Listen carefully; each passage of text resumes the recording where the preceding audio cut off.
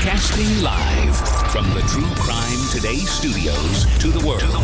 This is Murder in the Morning with Tony Bruschi and Stacey Cole. From the Hit Killers Podcast, Murder in the Morning. Well, the names have started dropping in the Diddy world. We're hearing accusations, and they're just accusations right now of Kanye West being involved. Known, of course, to the industry as Ye, facing new allegations. No, we're not calling him that. We're not going to call him Ye. Although it says Ye in the story you sent me. So I'm going to have to remember to say Kanye. Facing new allegations, this time now from his former assistant, Lauren Pisciotta, who claims that he drugged and sexually assaulted her on a Diddy property. Pisciotta, who previously sued the rapper for sexual harassment, wrongful termination, and breach of contract, has now filed an amended complaint in California, accusing according to the documents obtained by USA Today. In her filing, Pisciotta accuses Kanye of engaging in multiple instances of sexual misconduct, claiming that he touched, groped, fondled, grabbed, and forced himself in and on her without her consent. She further assesses that these alleged incidents began even before her formal employment with Kanye. Pisciotta recounts one such instance in which she says the rapper invited her to a studio session he co-hosted with Sean Diddy Combs. During this event, Pisciotta alleges that she was given a drink laced with an unknown drug, which left her heavily impaired. According to her complaint, she awoke the following day with no memory of what had happened. Initially, Pisciotta says that she did not suspect anything inappropriate occurred until years later, when Ye referenced that night, mentioning they hooked up. The conversation led her to conclude she had been drugged and assaulted by him that evening. A representative for Ye, in a previous statement to Rolling Stone, refuted the allegations, describing Pisciotta's claim as blackmail and extortion. The statement claims that she was terminated for being unqualified, demanding unreasonable sums of money, including a $4 million annual salary, and engaging in lascivious, unhinged conduct. Ye's legal team further accused Pisciotta of attempting to use sexual coercion to extract money and material items from Ye. The amended complaint goes on to describe an alleged incident in July of 21 when Pisciotta was on a work trip with Ye.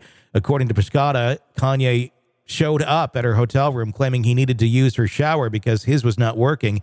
Once inside, she alleges he dropped the towel and attempted to force himself on her. She says he pushed her onto the bed and attempted to forcefully thrust his naked body on her, despite her visible distress and repeated pleas for him to stop. The complaint states that Pisciotta was very clearly unwilling, non-consenting, and visually upset at Kanye West for the battery, gender violence, and sexual assault.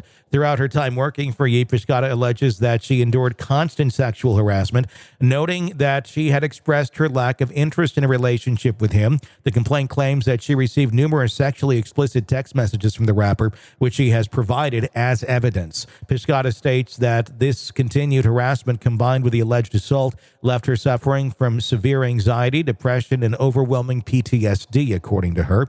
Ye eventually fired her in 2002 as retaliation for her complaints and refusal to engage in sexual activities with him. The lawsuit represents one of several legal challenges Ye currently faces. Just last week, a former employee identified as John Doe filed a lawsuit against the rapper alleging infliction of emotional distress, labor code violations, and retaliation. Doe claims that Ye asked him to investigate his ex-wife, Kim Kardashian, and hired private investigators to monitor his current spouse, Bianca. The lawsuit further alleges that Ye threatened to kill Doe. Doe's attorneys commented on his decision to remain anonymous, stating, "Our client is so fearful of Kanye and his erratic, disturbing, and unpredictable behavior that he wishes to remain anonymous for his own safety." Allegations against Ye continue to grow, as well as allegations against Diddy. So there you go. One who claims in the setting of Diddy that Kanye assaulted her in that setting. All allegations right now.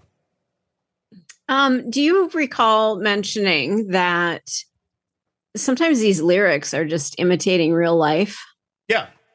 So Diddy announced a new album called Bully. Mm-hmm.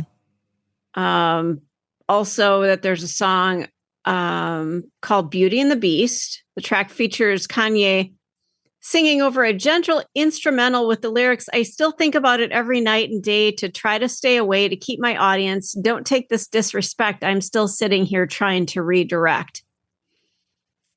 There's so many parts of this that just scratch in my head. Why is your album named Bully? Yeah. I mean, I think ultimately Kanye West has serious mental health problems. In no way does that excuse what he's, if he did these things. Obviously, right now they are just they are accusations, but it'll be interesting to see what comes up in discovery. She says that she has the text messages, so they need to take a look at a way to confirm that they are indeed real. But that digital stuff, digital footprints, if it exists, it can be pretty damning. Oh, absolutely. And, we've seen his kind of public meltdown, really. I mean, he's not in good mental health. We know that. No. But it's the next shoe to fall. So who's next? Who's next after this? I think we're going to find out a lot this next week. I think we're going to see a lot of names coming out that were involved in this. The baby oil story last week was interesting, of the allegations that it's drugged, which really are very interesting to think about. Well, these people who were participating in this, how many, were not drugged, or was everybody drugged? And Diddy's just watching all these basically sex zombies going at it because he's drugged everybody topically with baby oil.